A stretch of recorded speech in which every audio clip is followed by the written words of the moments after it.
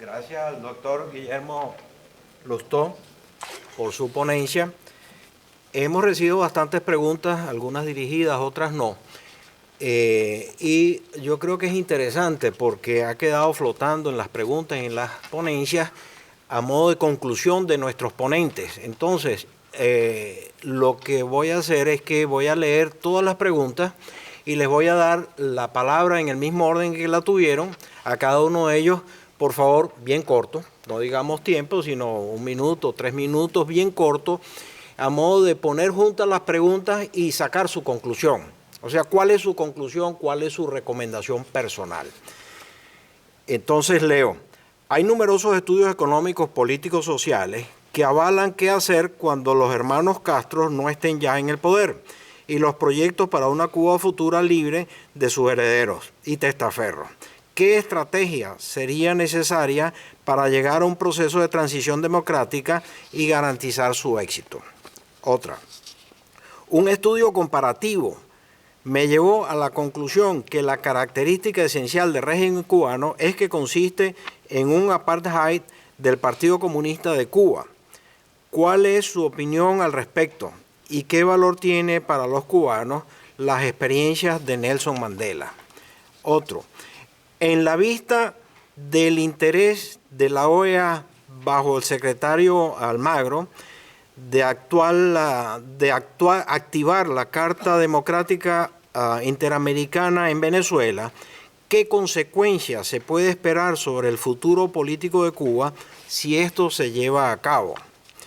Otra, ¿qué posibilidades bajo ley existen en declarar la Constitución cubana vigente hoy en día basado en que niega los derechos humanos y a sus ciudadanos?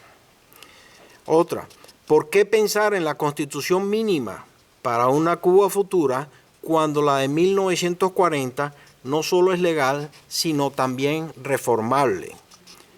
Otra, ¿cuál es la herramienta a utilizar para presionar el régimen impuesto en Cuba? ¿Juntarnos? Sí, pero la fórmula definitiva, ¿cuál es? Y por eso es que la petición es que digan su observación y su conclusión. ¿Qué importancia usted le atribuye a la legalización de las pymes de Cuba independientes del Estado? ¿Qué importancia usted le atribuye a la visita del presidente Obama a Cuba, en particular su discurso al pueblo cubano?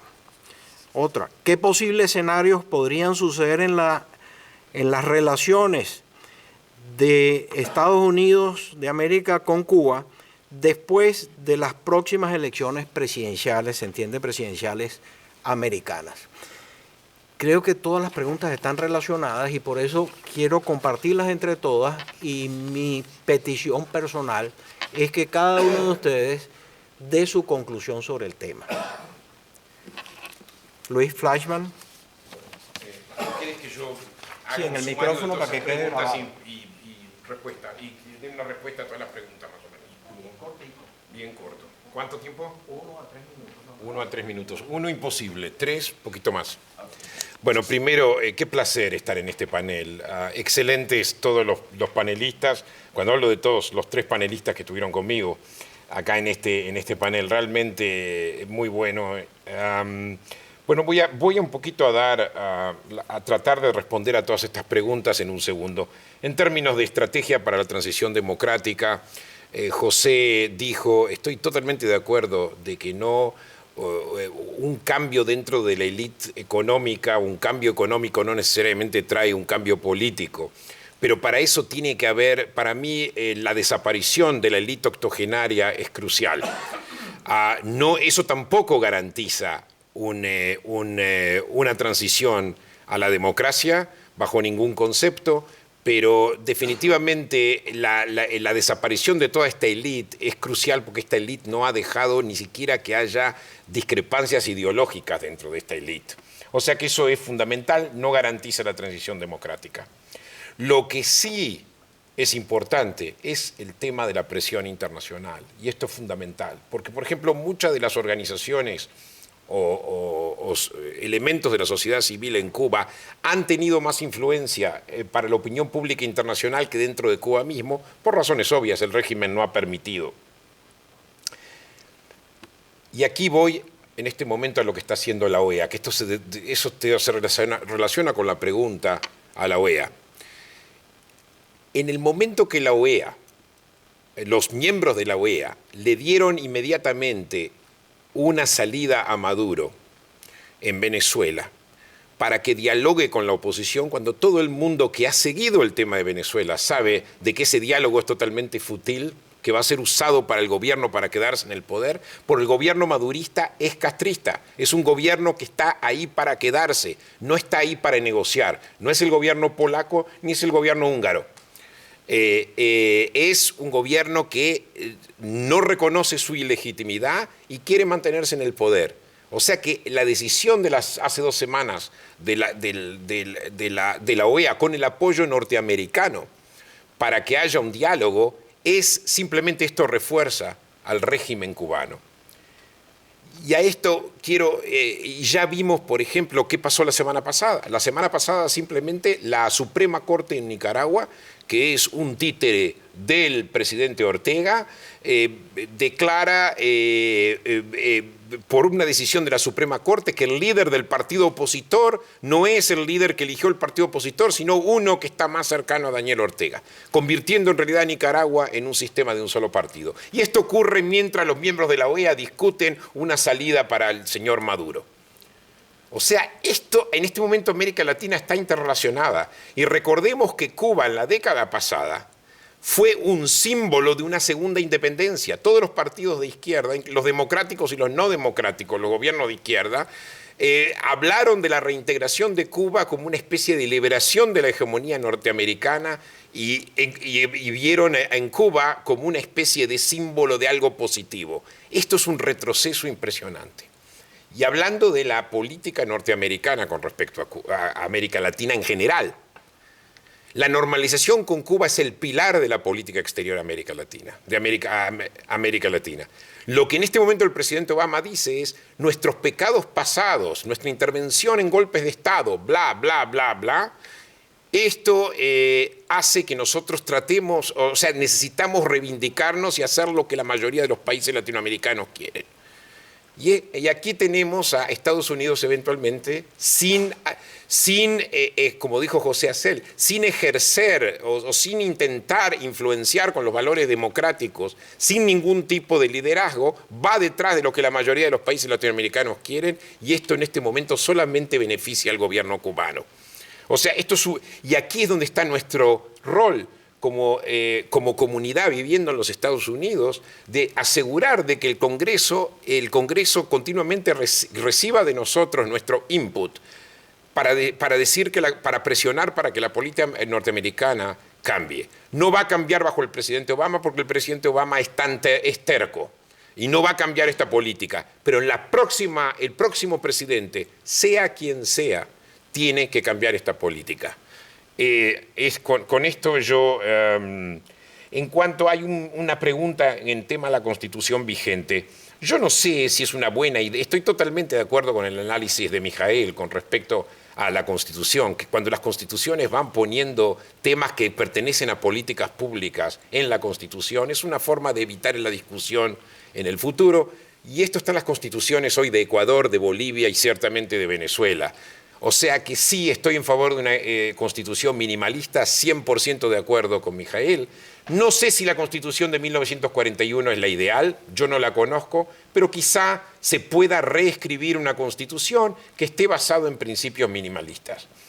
Ya está. Gracias, Luis Fleischmann, por su contribución. Doctor Mijael Bonito Lobio, por favor. Son muchas preguntas, por lo tanto, yo me voy a dedicar un poquito más a las preguntas más técnico-jurídicas, porque justamente yo no hablé mucho de temas políticos, y José y Guillermo se van a explayar porque ustedes tuvieron su participación fue más de temas políticos generales, digamos. Hay varias preguntas, por ejemplo, en temas de estrategia.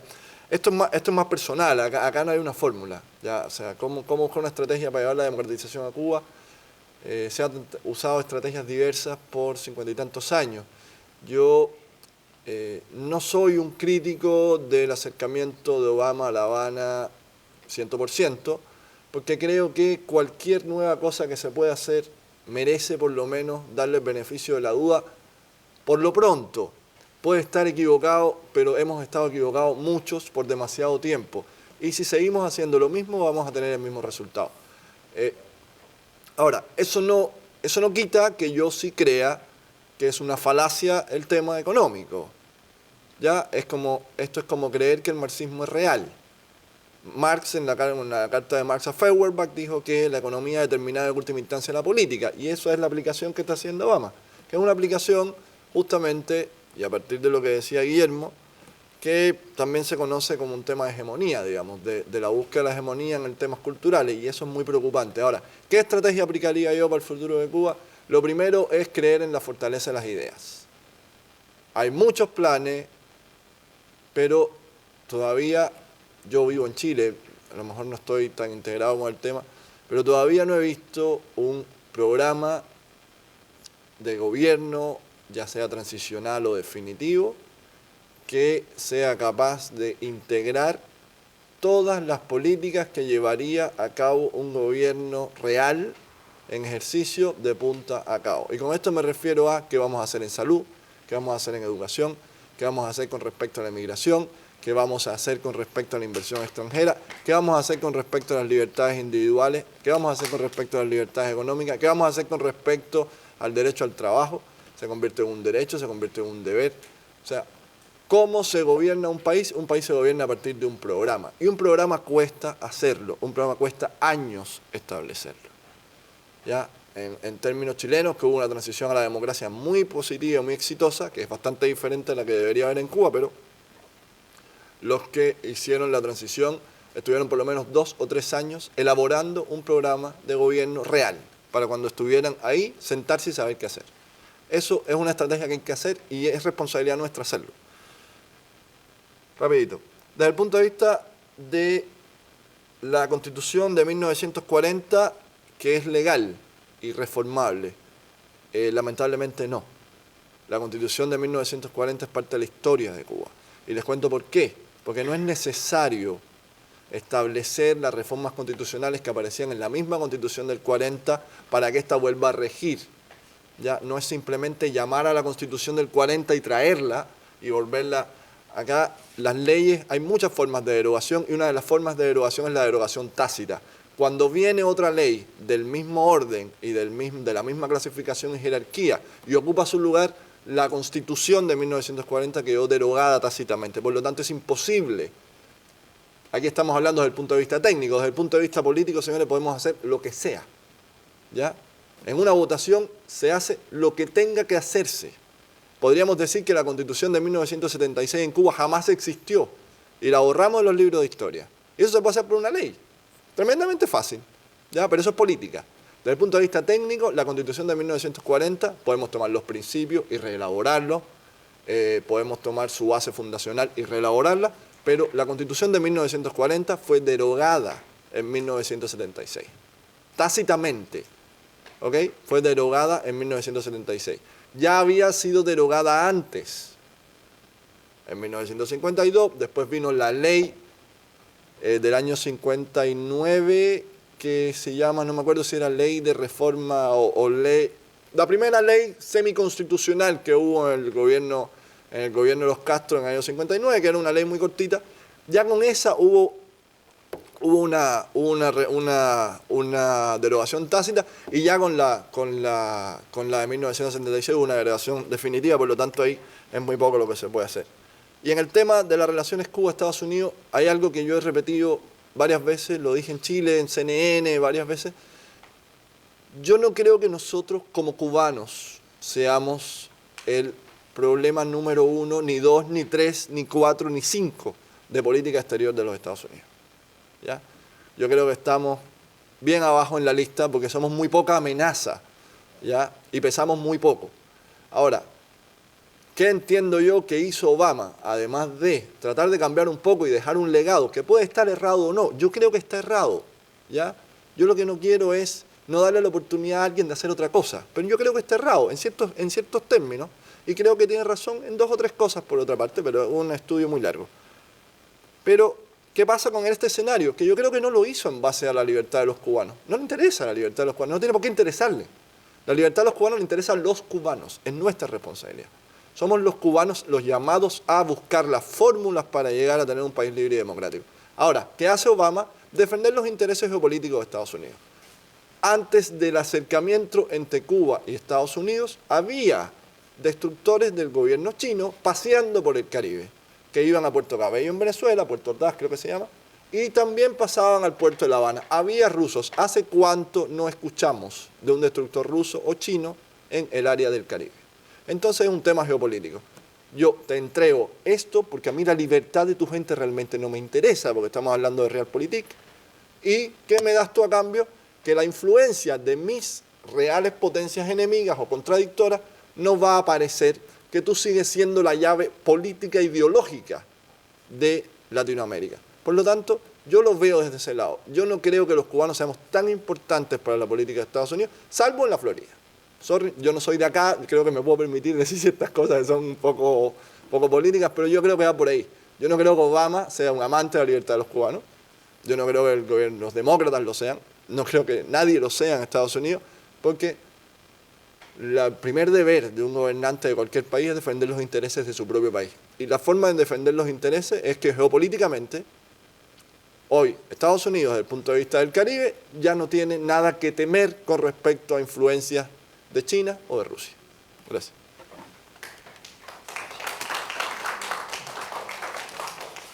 Gracias, doctor Mijaíl Bonito Lobio. Doctor José Acel, por favor. Gracias. De nuevo, con respecto a creo que era la primera pregunta sobre estrategias, yo centraría siempre las estrategias en las libertades individuales de la persona. Yo creo que es un error pensar en el colectivismo, pensar en ese tipo de cosas. Así que yo siempre estaría enfocado en libertad y en las libertades individuales de la persona, no en la economía. Con respecto a la Constitución, y esto a cierto punto es algo herético porque la Constitución de 1940 tiene gran expectativas dentro del exilio, y mi papá inclusive participó en la Constitución de 1940, pero esa es una Constitución de su tiempo, socialdemócrata, intervencionista, extensa. A mí me gustaría mucho más la Constitución de 1901, que es una Constitución liberal, si tenemos que hablar de eso, y obviamente la de 1976 no me interesa en lo absoluto. Sin embargo, yo en mi trabajo en Mañana en Cuba hago una propuesta quizás bastante extraña dentro del contenido de América Latina. A mí me gustaría, si en algún momento existe la posibilidad de una Cuba libre, un sistema parlamentario, no un sistema presidencial. Las constituciones cubanas y casi toda América Latina siempre ha tenido un sistema presidencial. A mí me gusta la idea de un sistema parlamentario que permite una mayor participación, mayores números de partidos políticos, como comentamos anteriormente, va a haber muchos. Me encantaría ver en la televisión cubana los debates de los parlamentarios, como vemos los de Corea, que se tiran sillas unos a los otros y se fajan a piñazos. Yo creo que eso es pedagógico, eso le enseñaría al pueblo cubano ese tipo de intercambio de ideas. Así que desde mi punto de vista liberal clásico, yo preferiría una constitución ínfima, solamente defendiendo nuestras vidas, nuestra libertad, nuestra propiedad, el derecho de perseguir la felicidad, y quizás considerar un sistema parlamentario. Con respecto a la pregunta sobre el cambio puede venir de 3 direcciones. De afuera hacia adentro, yo no lo veo. Una intervención, etc. De abajo hacia arriba, un cambio que se origina con el pueblo, algo como pasó en la primavera árabe. difícil. O de arriba hacia abajo, un cambio que se origina con la jerarquía. Francamente, a mí me cuesta trabajo en el caso de Cuba ver los cambios en ninguna de las tres direcciones. No quiere decir que no sean posibles, a mí me cuesta trabajo verlo. Identificarlo, cómo es de abajo hacia arriba, cómo es de arriba hacia abajo, me cuesta bastante trabajo.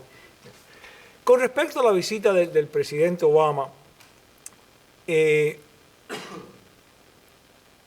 quizás lo peor es que le ha dado legitimidad en los ojos del mundo a ese régimen. Y ese quizás es el daño mayor que le ha hecho a las aspiraciones de la libertad del pueblo cubano. Le ha ofrecido, le ha concedido legitimidad en los ojos del mundo. Y desde el punto de vista de política norteamericana, yo estoy completamente de acuerdo que la política norteamericana debe defender los derechos norteamericanos, pero debiera siempre ponerse una política que está del lado del oprimido, no del lado del opresor. No tiene que necesariamente ser desde un punto de vista militar, sino por lo menos en su retórica. La retórica de los Estados Unidos debe ser una retórica sobre la libertad, defendiendo siempre al oprimido y no poniéndose del lado del opresor, que es desafortunadamente el cambio. Y yo sospecho que ese cambio puede traerle problemas a los Estados Unidos con respecto a un crecimiento de regímenes autoritarios en los años venideros, no solo en América Latina, sino en el resto del planeta. Así que eso es parte del problema. Gracias. Gracias, doctor José Hasél. Y con sus conclusiones, el doctor Guillermo Lustó. Y antes del café, tengo una información aquí importante para ustedes. Doctor Guillermo Lustó.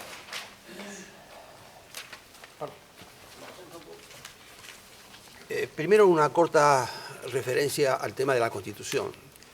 Así como defendemos la Constitución o el constitucionalismo americano democrático, hay que tener muy en cuenta que ha surgido una nueva corriente constitucionalista en América Latina o sobre América Latina, que habla de la democracia participativa y que le da todas las mayorías, todos los derechos a la mayoría sin que el Estado esté constreñido a defender la libertad individual. Es lo que proviene de Podemos, la Universidad de Valencia, que ha hecho las constituciones de Bolivia, la de Ecuador y la de Venezuela.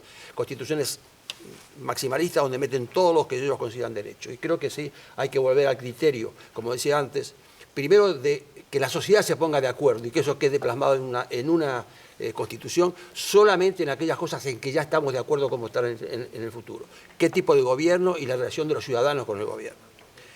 ¿Cómo veo yo el tema de la reconstrucción? Es decir, yo parto de la premisa de que no quiero meterme en el tema de cómo llegamos a la desaparición del gobierno cubano, sino qué hacer después. Y creo que es muy desafiante porque creo que la única solución va a venir del pueblo cubano. Primero, en un mundo absolutamente imprevisible, donde ni siquiera sabemos en qué vamos a terminar. Hace unos días se ha casi desmembrado la Unión Europea, tenemos todos los días lo que antes era una excepción, el cisne negro, ahora todos los días tenemos un cisne negro que nos modifica. Entonces estamos tan desorientados respecto a lo que viene en el futuro que la única cosa que sabemos para poner en la educación es que el nuevo estudiante tiene que tener versatilidad y capacidad de improvisación, porque ni siquiera sabemos qué enseñarles en el futuro. Y creo que esto es un gran desafío, pero creo que la respuesta únicamente viene por la sociedad cubana. Y ahí sí creo que algunas cosas deberían darse. Por lo pronto, creo que tenemos que estar dispuestos a escuchar a los otros, sentarnos todos juntos a la mesa y hablar de reconciliación. Y acá saco a los extremos de un lado y los del otro, porque creo que hay una gran cantidad de cubanos en el medio que están dispuestos a sentarse, escuchar al otro, entender lo que dice el otro, y si uno se sienta a hablar, tiene que estar dispuesto a ceder cosas también. Y creo que la sociedad viene de ese lado. Y ese punto de vista, realmente, a mí no me interesa lo que haga Estados Unidos, porque con Estados Unidos y la relación con Cuba es una relación muy especial, pero en toda América Latina también estábamos acostumbrados a unos Estados Unidos que no han sido realmente el mejor modelo para sobrevivir. Y creo que todo lo que ocurre en la sociedad latinoamericana es un problema de la sociedad latinoamericana, donde los temas que son endémicos son problemas nuestros, como el tema de la corrupción, el tema de la violación, y que a mí me despreocupa cómo y en qué puede aportar Obama para terminar o no con el régimen de Castro. Lo que me importa es, finalizado ese régimen, que tarde o temprano finalizará, cómo elaborar la sociedad cubana del futuro. Y lo mismo va a ocurrir con la venezolana. Gracias. Gracias, doctor Guillermo Lustó. Como les dije antes de ir a la pausa, tenemos aquí 4 ejemplares que nos está regalando el doctor José Acel. Mañana en Cuba. El título es una mezcla entre inglés y español. Está en inglés el trabajo y es un aporte de él a este foro. Por lo tanto, a los 4 primeros que lleguen, pues pueden recibir su libro y el doctor José Acel puede ampliarles cualquier información que ustedes deseen. Tenemos 10 minutos de pausa, por favor, que sean 10 minutos nada más. Tenemos un café afuera y regresamos para la segunda parte en donde hay 2 proposiciones de dos posibles proposiciones. Gracias a todos y nos vemos en 10 minutos.